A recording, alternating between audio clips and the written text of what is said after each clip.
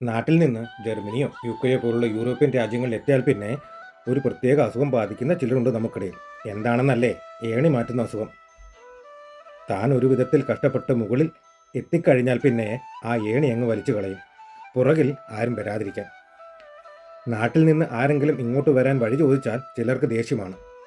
നീ എന്തിനാടാ എല്ലാവർക്കും വഴി പറഞ്ഞു കൊടുക്കുന്നത്? ഇവിടെ ആൾക്കാർ വന്നു നിറഞ്ഞാൽ നമ്മുടെ വില പോകില്ലേ എന്ന് ചോദിച്ച് സൗഹൃദം വരെ കട്ട് ചെയ്തവരുണ്ട്. സത്യത്തിൽ നമ്മൾ അവർക്ക് വിസയോ കാശോ എടുത്തു കൊടുക്കുന്നില്ലല്ലോ, വെറുമൊരു ഇൻഫർമേഷൻ മാത്രമല്ലേ പങ്കുവയ്ക്കുന്നുള്ളൂ. ഒന്ന് ആലോചിച്ച് നോക്കിയേ, നമ്മളിന്ന് ഈ നിൽക്കുന്ന നിലയിലേക്ക് എത്തിയത് ആരെങ്കിലും ഒരാൾ പറഞ്ഞു തന്ന അറിവോ അല്ലെങ്കിൽ ഒരു ഗൈഡൻസോ കൊണ്ടാവില്ലേ? ഓരോരുത്തരും വരുന്നത് സ്വന്തം പണം മുടക്കി കഷ്ടപ്പെട്ട് പഠിച്ച് ഉറക്കമില്ലാത്ത രാത്രികൾ താണ്ടിയാണ്. അതിനിടയിൽ അവർക്ക് ഉപകാരപ്പെടുന്ന ഒരു വാക്ക് പറയാൻ നമുക്ക് കഴിഞ്ഞില്ലെങ്കിൽ പിന്നെ എന്തിനാണ് നമ്മൾ ഇത്രയും വലിയ നാട്ടിൽ വന്ന് ജീവിക്കുന്നത്?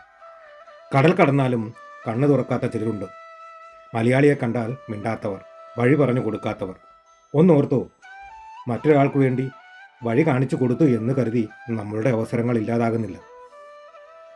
വിദ്വേഷമല്ല, സ്നേഹവും സഹായവുമാണ് നമുക്ക് വേണ്ടത്. കാരണം നമ്മളെല്ലാവരും ഒരിക്കൽ ആ ഏണിയുടെ താഴെ നിന്നവരാണ്. ഇതൊരു പൊതുവായ കുറ്റപ്പെടുത്തലല്ല കേട്ടോ. നമ്മളെ കുടുംബത്തിലെ ഒരു അംഗത്തെ പോലെ തന്നെ കണ്ട് സഹായിക്കുന്ന ചില നല്ല മനുഷ്യരും ഇവിടെയുണ്ട്. നമ്മൾ ഓരോരുത്തരും ഓരോ വഴിവിളക്കുകളായാൽ ഇനിയും ഒരുപാട് പേർക്ക് ഈ സ്വപ്നതേരത്തേക്കെത്താൻ പറ്റും. മത്സരിക്കേണ്ടത് തമ്മിലല്ല, സാഹചര്യങ്ങളോടാണ്.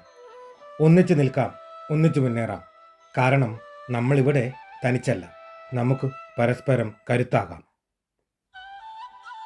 ജർമ്മനിയിലേക്ക് വരാൻ ആഗ്രഹിക്കുന്നവർക്കും ഇവിടെയുള്ളവർക്കും ഈ വീഡിയോ പ്രയോജനപ്പെടുമെന്ന് കരുതുന്നു.